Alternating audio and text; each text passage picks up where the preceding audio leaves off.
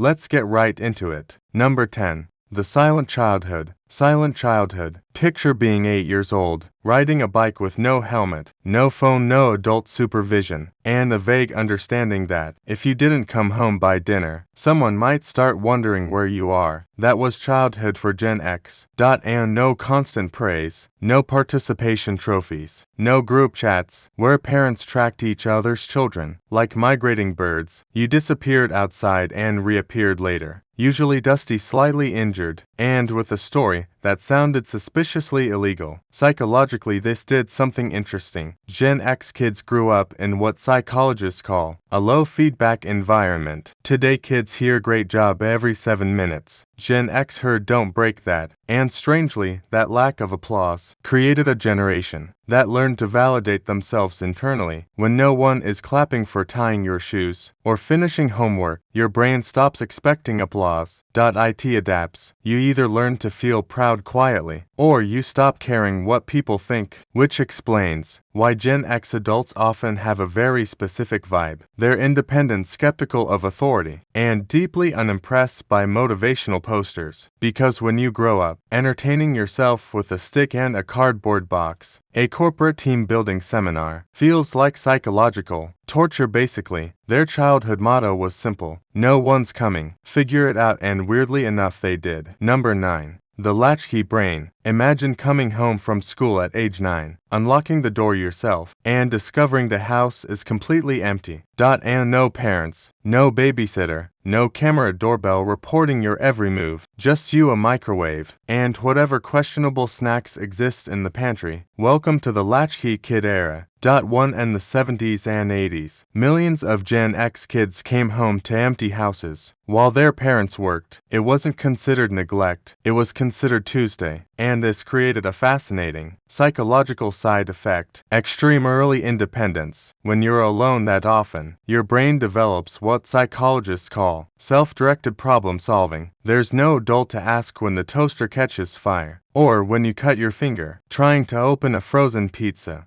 So you improvise. Gen X kids became tiny home managers. They cooked questionable meals. They entertained themselves for hours. They learned how to fix things, hide mistakes, and occasionally erase evidence. Over time, this wires the brain to rely on internal decision-making, not constant guidance, which is why Gen X adults often react strangely to modern, hand-holding culture. Step-by-step instructions, emotional check-ins, detailed workplace praise. Their brain is quietly thinking, why are we talking about this so much? Just do the thing. Because for them, childhood wasn't guided. It was unsupervised training for adulthood. Number 8. Emotional minimalism. Here's a classic Gen 10 childhood memory. You fall off something tall. You see an adult says you're fine. End of conversation. That was emotional support in the ads.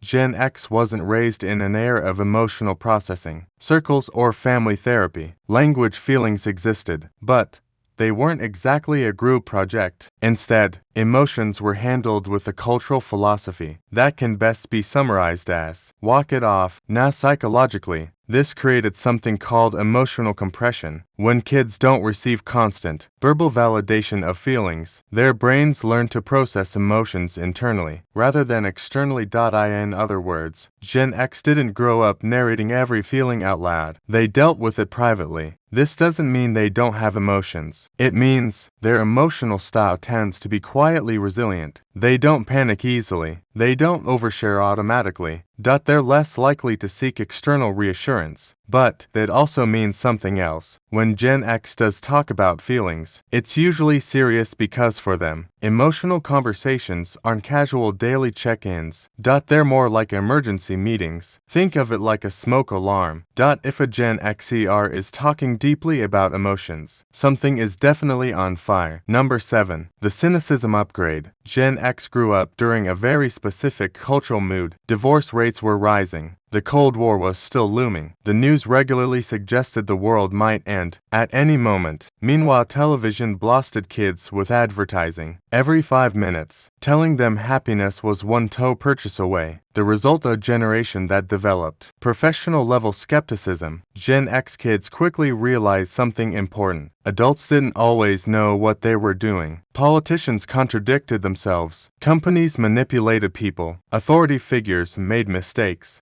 So, their brains adapted with a defense mechanism psychologists call cynical realism. Instead of blindly trusting systems, Gen X learned to question everything: motives, promises, authority. That's why Gen X humor tends to be dry, sarcastic, and slightly suspicious of everything. Because growing up, they learned that the safest psychological stance was, "Yeah, I'm not buying that." This mindset can make them seem jaded, but it also made them incredibly adaptable. When you assume systems might fail, you naturally build backup plans, which is why Gen X often reacts calmly to chaos.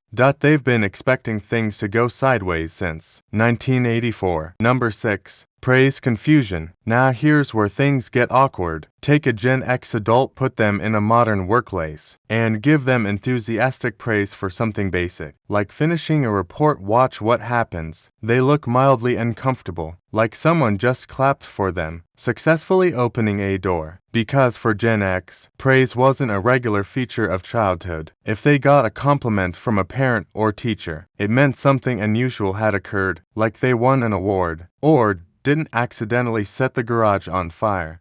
So when constant praise appears later in life, their brain doesn't automatically translate it as encouragement. Instead, it often triggers suspicion. Psychologists call this a low external validation baseline. When people grow up without frequent praise, they learn to operate without expecting it. Their motivation becomes more self-referential. They work because the work needs doing, not because someone is clapping nearby, which is why Gen X often finds motivational corporate language slightly ridiculous. Great job sending that email. Fantastic teamwork on attending the meeting. Their brain is quietly thinking, wasn't that just the assignment? It's not that they dislike recognition. It's that they're wired to see praise as rare and meaningful, not routine background noise. To them, constant applause feels a little like canned laughter in a sitcom. Too much of it, and you start wondering who pushed the button. Number 5. The boredom superpower. Imagine being a kid with absolutely nothing to do. No smartphone. No streaming service. No algorithm feeding you entertainment every 12 seconds. Just a quiet afternoon, and a brain that desperately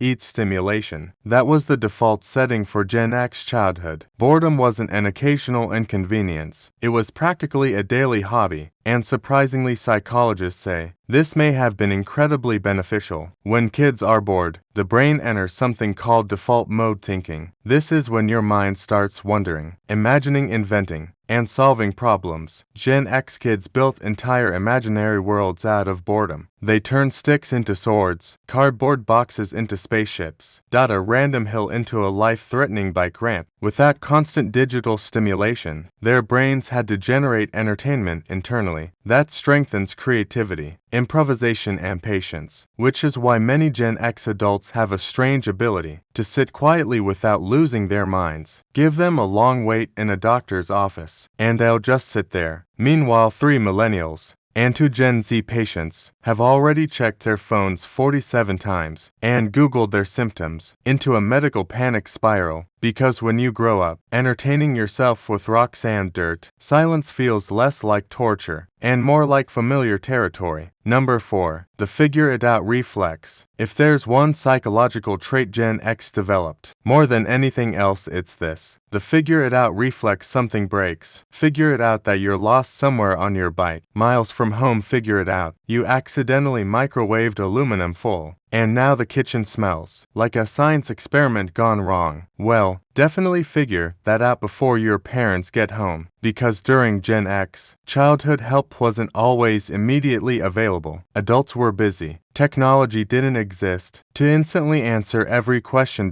So problem-solving became a survival skill. Psychologists call this adaptive competence. When people repeatedly face small challenges without outside rescue, the brain builds confidence in its ability to handle future problems. Essentially, your brain learns, I've handled worse I'll manage. This creates adults who are surprisingly calm when things go wrong. Daughter Gen X can face job changes, broken appliances, unexpected chaos, and their first instinct is usually practical rather than emotional, not because they are fearless, but because their brain spent 18 years running a constant background program called OK. What's the solution? While other generations sometimes look for instructions first, Gen X often starts by experimenting, sometimes successfully, sometimes with duct tape. But either way, the brain is doing what it was trained to do: solve the problem. Number 3. The anti-spotlight personality. Gen X grew up mostly outside the cultural spotlight. Baby boomers were the massive world-changing generation. Millennials became the hyper-disgusted internet generation. Gen X, they kind of slipped quietly between the two, like the middle child of history, and psychologically,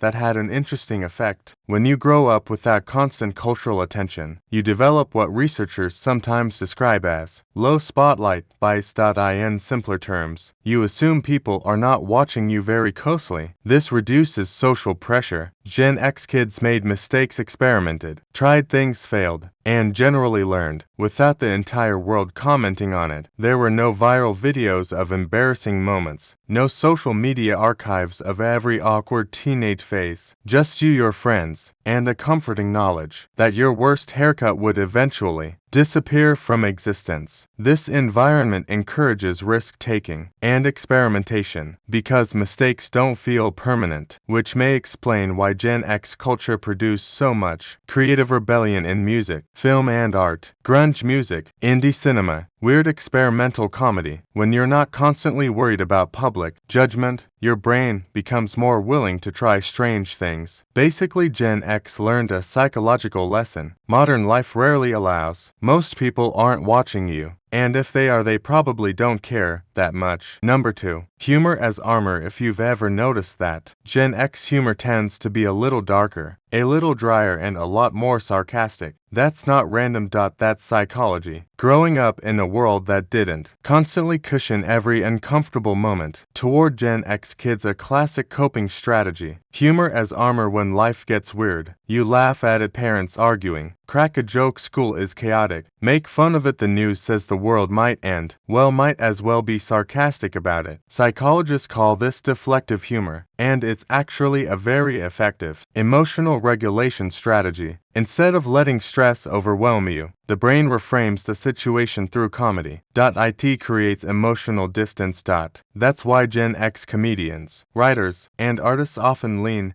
heavily into irony and sarcasm. Think about the pop culture they grew up with. Stand-up comedians roasting everything, movies full of cynical dialogue, entire TV shows built on awkward, uncomfortable humor. It wasn't just entertainment. It was training. The brain learns that if you can laugh at a situation, it becomes less threatening. The stress loses some of its power. S0. When life throws chaos at a Gen Xer, their first instinct isn't always panic. It's often a sarcastic one-liner, because sometimes the fastest way to survive something ridiculous is to admit how ridiculous it is. Number 1. Quiet resilience. All of these traits: independence, skepticism, emotional minimalism, problem solving, dark humor, they all build toward one core psychological feature of Gen X. Quiet resilience. Not loud resilience, not motivational speech resilience. Quiet resilience. Gen X wasn't raised to constantly announce their struggles or victories. They were raised in an environment where life just kept moving, and you kept moving with it. Psychologically, this creates what researchers sometimes call baseline adaptability. Your brain assumes change is normal. Jobs change, technology changes, the world changes.